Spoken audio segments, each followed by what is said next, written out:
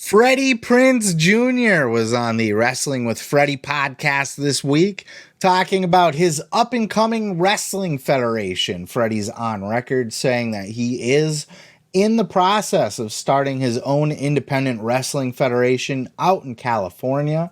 He is working on it now. This isn't something he hopes to do one day. He is actively putting it together. So this is something that is imminent.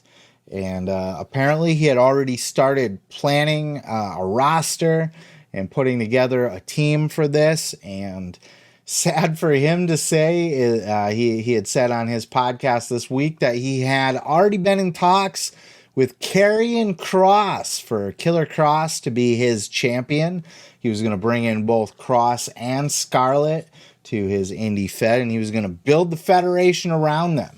You know, if they weren't scooped up by AEW or scooped back up by WWE, Karrion Kross was going to be the centerpiece for Freddie Prinze Jr.'s wrestling promotion. And now all that shit's out the window. Check out this clip. So I announced on the first season of this, and with Ariel Helwani, that I was starting a wrestling federation, which I still am, and I'm working hard at it. And my champion, and I'd spoken with him a lot, was going to be Killer Kross. And he was my guy. I was building the whole thing around him. We had kind of worked on the story. We had talked about philosophy, talked about his character, his wife's character, with the caveat of, hey, you can't hold your career up to make my thing go, right? So I said, if you get other offers, and you need to make a living, go make a living, man. On Wednesday, I think it was, or no, it was actually Thursday. It was the day before SmackDown. I get a text that says, hey, man, I need some advice. Let's chat. And so I already know. And I almost wrote him the day before, hey, with Vince gone, you're going to get a call from Hunter. I literally wrote this text. And I said, he's going to offer you the moon. And if you say no, you're out of your mind. So don't trip. And then I deleted the whole text because I didn't want to freak him out. So then the very next day I get this text from him. Can we talk? I need some advice. We start chatting and he says, I talked to Hunter. They made an offer and it's real. And I think I believe him when he's telling me what's going to happen. And you and I need to talk. I said, yeah, brother. I said, and I told him what I just told you. I was like, dude, I wrote you a text yesterday that I deleted because I knew this was going to happen once Vince left the company.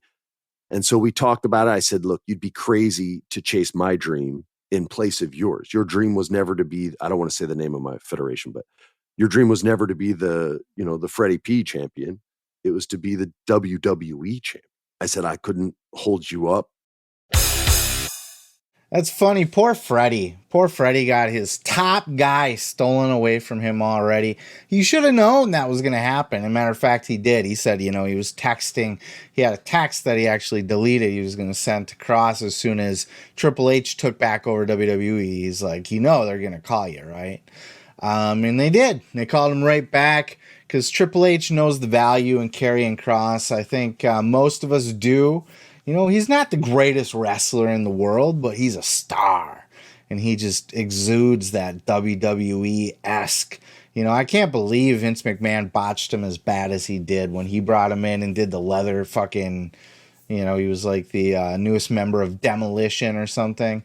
It's just, what were you thinking? Gladiator, no Scarlett? Like that whole package in NXT with the entrance and the hourglass and the fucking everything that they were doing in NXT was just screamed WWE superstar, right? So under Triple H's reign, we're seeing a lot of big changes already, and we're seeing some of those wrongs get righted again. And there's rumors that more is coming. I've seen a lot of buzz online that Bray Wyatt's been contacted by Triple H now to come back.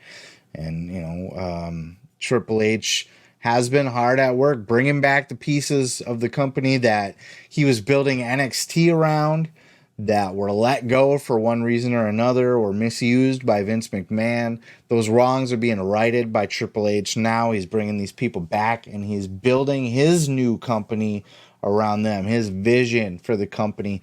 And this is interesting. I wonder how Nick Khan is taking this because Nick Khan was by all accounts, the person making these cuts to save money on the budget.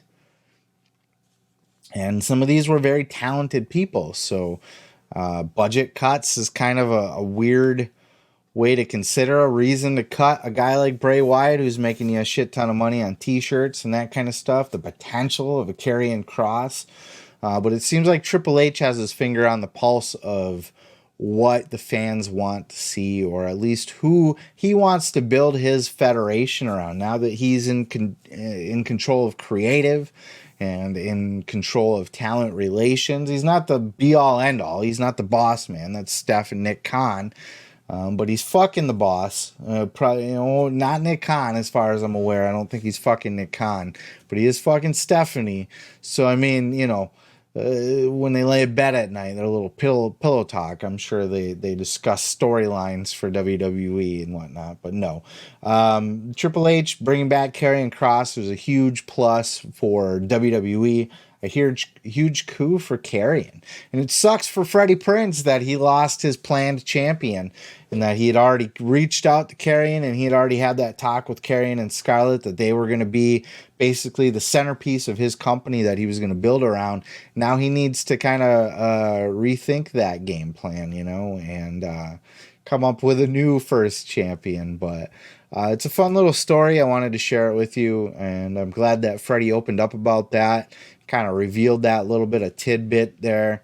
And it's cool to see that Karrion's got a place now on the main roster, and that he's going to have that NXT presentation with the Hourglass, with Scarlett. It's a main event presentation, and it's going to take off. Oh yeah, thanks for checking out the video. Yeah, don't forget to subscribe. Don't forget to like it if you liked it. Yeah, and you can check out full episodes each and every Sunday right here on the channel. Oh yeah, dig it.